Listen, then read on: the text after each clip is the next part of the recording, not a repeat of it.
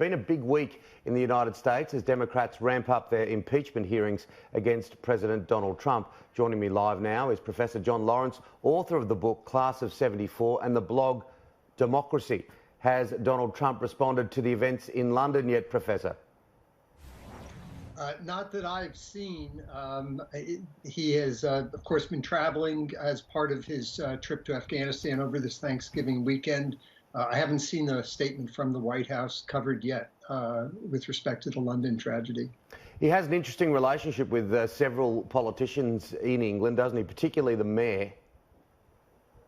Yes, an unfortunate one with the mayor and a close one with the prime minister. And of course, one of the big questions with a British election coming up in just about 2 weeks will be how this tragedy on London Bridge might impact that election, and whether or not the way in which Prime Minister Johnson fares is going to have some impact in terms of sending signals for the American election that's coming up next year. Well, traditionally a quiet week, of course, with Thanksgiving, but nothing's really been all that quiet when it's coming to US politics at the moment. What are the latest developments in the impeachment inquiry? Well, the action now will change from the Intelligence Committee to the Judiciary Committee. The Judiciary Committee will be the committee that is charged with taking the data that's been gathered by 5 other committees and putting together with the leadership a bill of particulars, a set of impeachment resolutions that would then go to the House of Representatives.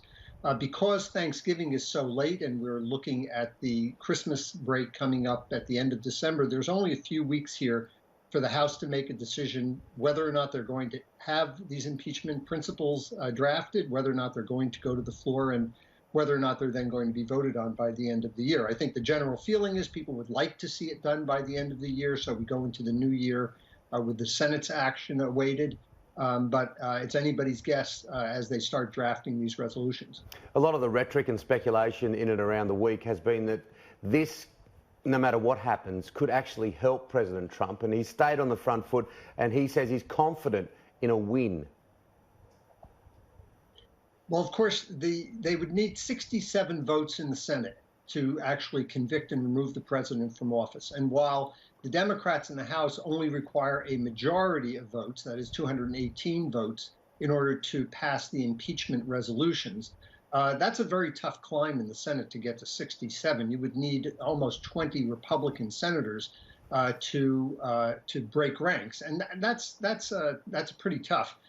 So the question, one of the concerns, I guess, has always been among the Democrats in the House, whether you're inadvertently doing a favor to the president by sending an impeachment resolution over there, and then the president claims exoneration when he doesn't get convicted by 2/3. One of the unknowns here is what happens if the Senate votes by a majority to convict, not enough to actually remove him from office, but a majority vote of the Senate upholding the impeachment resolutions. That would be a very devastating message, I think. We're going to have a comprehensive coverage, of course, of the US election when it unveils in 2020, but there is no Barack Obama or Bill Clinton. The latest we're hearing, Michael Bloomberg has announced he will be joining the presidential race. What does this mean for the Democrats? I'm not sure that Bloomberg joining means a great deal. I mean, on the one hand, anybody worth $56 billion in unlimited spending caps is going to have some impact. He can and already has bought tens of millions of dollars in advertising. But Bloomberg is a strange character in the sense that he's never run nationally before. He's been elected as a Republican in New York City. He has some very controversial positions on in his record. It's not clear to whom he is appealing within the Democratic Party's membership, and that's been reflected in the early polls. He's only polling at about 2% or 3%, not much above.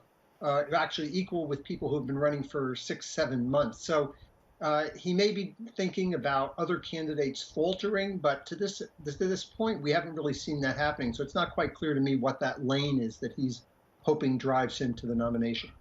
Look, just scratching at the surface of those that are running on the Democrat side, looking at the psychology, what is the reason, in your eyes that we're not seeing this next generation put their hand up, so to speak? We've got septuagenarian after septuagenarian. They're a very ageing team.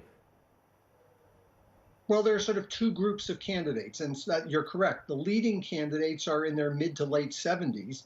And then there's a whole new group of people behind them, whether that's Kamala Harris or Joaquin Castro or Pete Buttigieg, who are much younger. To this point, maybe because of name recognition, obviously Biden has run before and Sanders have run before. Those names are far more familiar. Their positions are far better known than some of these younger candidates.